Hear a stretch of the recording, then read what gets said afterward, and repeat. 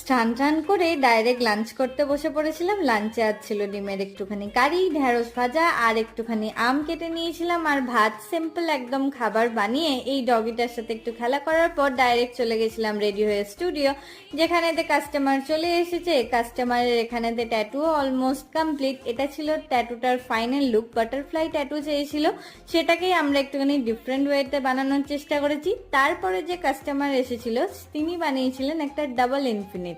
তার মাঝখানে আমার কাছে একটা বেটার টুগেদারের নিয়ন লাইটের একটা অর্ডার চলে এসেছিল, সেটা নিয়েই কথা বলছিলাম।